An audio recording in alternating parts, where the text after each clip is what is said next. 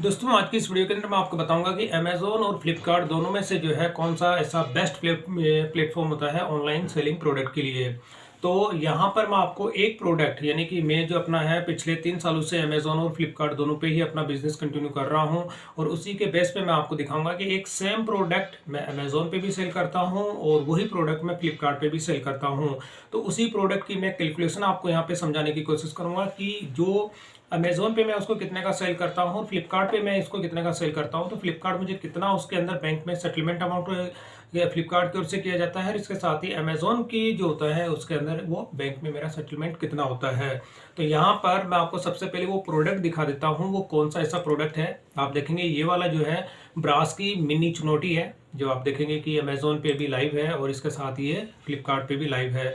तो ये अगर प्रोडक्ट आप बाय करना चाहते हैं तो दोस्तों इसका लिंक मैं दोनों का ही अमेज़न का और फ्लिपकार्ट का अपने डिस्क्रिप्शन के अंदर दे दूंगा, तो वहाँ से आप इसको बाय भी कर सकते हैं। तो यहाँ पर आप देखेंगे कि ये जो बॉक्स आप देखेंगे पॉकेट कंटेनर है जो कि राउंड शेप के अंदर है। मैं इसको अमेज़न पे सेल कर रहा हूँ 299 का, जिसमें कि जीएसटी इंक्लूड है। इसमें अगर शिपिंग चार्ज मैं और एक्स्ट्रा इसमें ऐड कर देता हूँ तो अप्रोक्स में 100 प्लस जो है शिपिंग चार्ज लगती है और वो इसमें जो है 400 प्लस का ये प्रोडक्ट मेरा हो जाता है।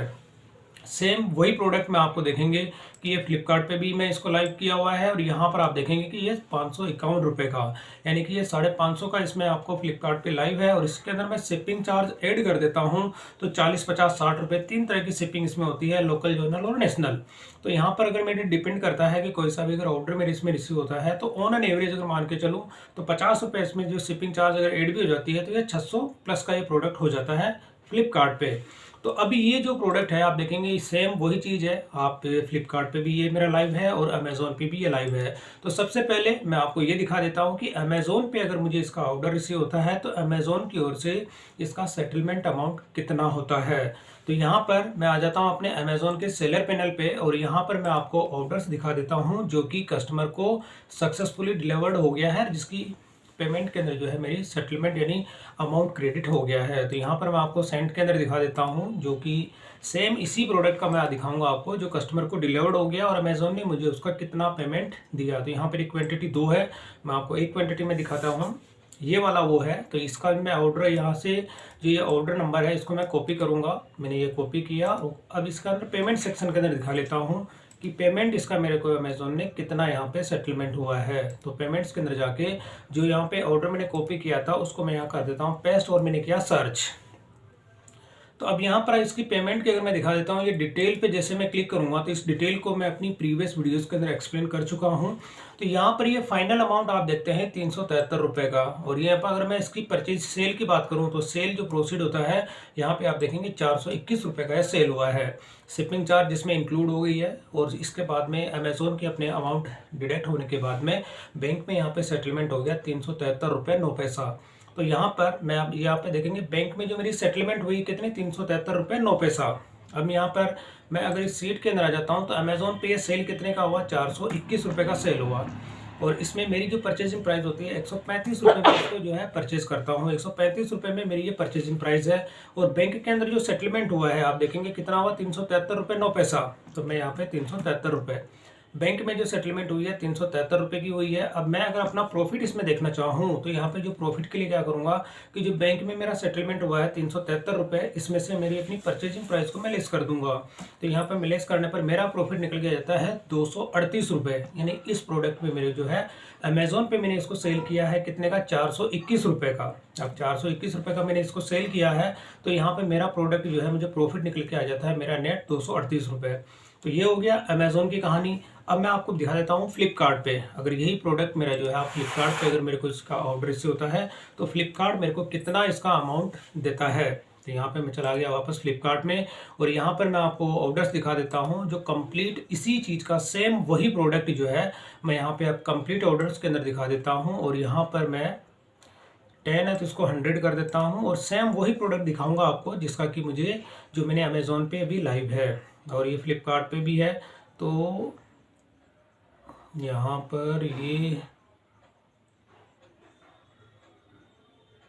ये वाला क्वांटिटी 2 है, इसमें इसकी भी नहीं बात करता, जो एक सिंगल क्वांटिटी की मैं बात करूँगा तो यहाँ पर वो देखेंगे ये सिंगल क्वांटिटी में है। तो ये वाला जो ऑर्डर है इसको मैं यहाँ से कॉपी करूँगा और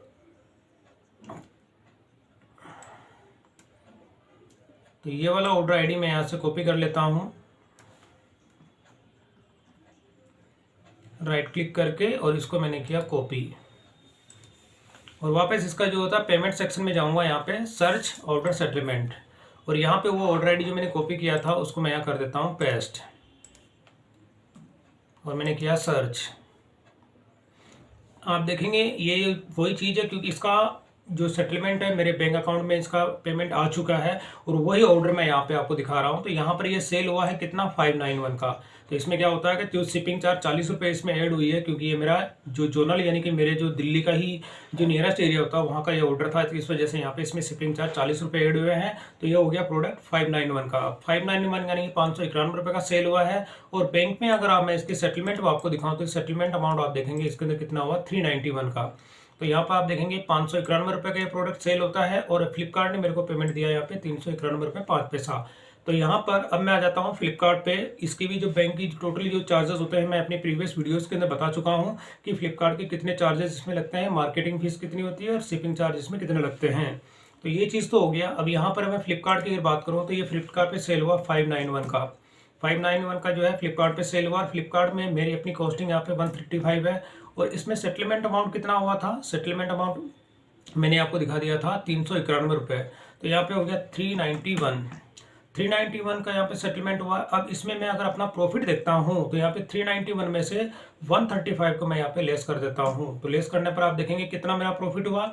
आप देखेंगे कि फ्लिपकार्ट पे सेल हुआ है 591 रुपये का, और अमेजोन पे सेल हुआ है 421 रुपये का। तो यहाँ पर आप देखेंगे कि ऑन एन एवरेज अगर मैं 421 और 591 में यहाँ पे देखता हूँ तो दोनों के अंदर अगर डिफरेंस आप देखने को मिलते हैं तो 160 से 70 रुपये का यहाँ पे आपको डिफरेंस देखने को मिलता है। अगर मैं जैसे इसमें अगर रेट का इसमें से माइनस कर लेता हूँ तो यानी कि आप देखेंगे मैं पूरा 170 रुपये 170 रुपये जो है उसमें अमेजोन पे कम इसमें प्राइस में सेल कर रहा हूँ, और यहाँ पर मेरे को इसमें प्रॉफिट कितना हो रहा है, 238 रुपये का प्रॉफिट हो रहा है 421 रुपये सेल होने पर। और अमेजोन ये फ्लिपकार्ट पे अगर मैं इसको सेल कर रहा हूँ 591 रुपये का, तो मेरा इसमें प्रॉफिट हो रहा है 256 रुपये का। तो ऑन एन एवरेज अगर मैं दोनों की बात करता हूँ तो जबकि अमेजोन पे मैं इसको कम प्राइस पे सेल कर रहा हूँ, फिर भी मेरा प्रॉफिट आप देखेंगे कि लमसम फ्लिपकार्ट के बराबर हो जाता है। जबकि फ्लिपकार्ट पे मैं इसी प्रोडक्ट को जो है 200 रुपये ज़्यादा में सेल कर रहा हूँ, तो फिर भी इसके अंदर आप देखेंगे मेरा जो प्रॉफिट अगर निकल के आ जाता है 256 रुपये, और इसमें से मैं इसको निकाल देता हूँ, माइनस करता हूँ, तो यहाँ पर आप देखेंगे कितना प्रॉफिट, केवल 18 रुपये मात्र का यहाँ पे फर्क आपको देखने को मिलता है। तो यानी कि 200 रुपये की सेल मैं इसमें ज़्यादा करता हूँ एवरेज जो है, फिर भी यहाँ पे मेरा जो मार्जिन आप देखेंगे लमसम यानी कि कम प्राइस में भी मैं अगर उसको सेल करता हूँ तब भी मेरा यहाँ पे जो प्रॉफिट निकल के आ जाता है लमसम। अमेजोन पे अगर आप देखेंगे तो यानी कि कम प्राइस में सेल कर रहा हूँ लेकिन मेरा प्रॉफिट उसमें ज़्यादा हो रहा है बनिस्बत फ्लिपकार्ट के। तो यहाँ पर ये तो मैंने आपको प्रॉफिट की इसमें कैलकुलेशन समझा दी दोस्तों कि किस तरह से कौन सा जो प्लेटफॉर्म होता है आप अगर चुनते हैं तो उस केस में आपको प्रॉफिट यहाँ पे कितना होता है, तो ये आपके ऊपर डिपेंड करता है। तो ये अगर प्लेटफॉर्म की मैं बात करूँ दोस्तों तो मेरे अपने ओपिनियन से नंबर 1 पे अमेजोन है और सेकंड नंबर पे फ्लिपकार्ट है। अगर आप कोई भी अपना बिजनेस का स्टार्ट करना चाहते हैं तो अमेजोन जो है बेस्ट प्लेटफॉर्म है, इस पर आप अपने प्रोडक्ट को जो है सेल कंटिन्यू कर सकते हैं। फ्लिपकार्ट जो है सेकंड नंबर पे होता है। तो इन दोनों में से कंपैरिजन मैंने आपको दिखा दिया कि फर्स्ट नंबर पे अमेजोन है और सेकंड नंबर पे फ्लिपकार्ट है। तो अमेजोन क्यों है ये भी मैंने आपको एक्सप्लेन कर दिया, फ्लिपकार्ट सेकंड नंबर पे क्यों है इसका भी मैंने एक्सप्लेनेशन आपको इसमें दे दिया है। पेमेंट से रिलेटेड यानी एक सेम चीज़ है, सेम प्रोडक्ट है, मैं अमेजोन पे भी सेल कर रहा हूँ और फ्लिपकार्ट पे भी सेल कर रहा हूँ। तो यहाँ पर आपको हमेशा सेम प्राइस पे एक प्रोडक्ट को आप अगर सेल करते हैं, अगर मैं सेम अमेजोन की प्राइस को फ्लिपकार्ट पे सेल करता हूँ तो उसमें मेरा प्रॉफिट अमेजोन की बनिस्बत कम हो जाएगा। तो यहाँ पर कहने का मतलब ये है दोस्तों कि अगर दोनों सेम जो अलग अलग प्लेटफॉर्म होते हैं उसमें प्रोडक्ट आपका सेम होता है तो उसकी प्राइसिंग आप अपने हिसाब से यहाँ पे पहले उसकी प्रॉफिट एंड लॉस की जो कैलकुलेशन करके ही अपनी लिस्टिंग इसके अंदर जो प्राइस होती है वो आप इसमें सेट करें। तो दोस्तों वीडियो पसंद आए तो इसे लाइक और शेयर जरूर करें और मेरे चैनल को सब्सक्राइब करना ना भूलें।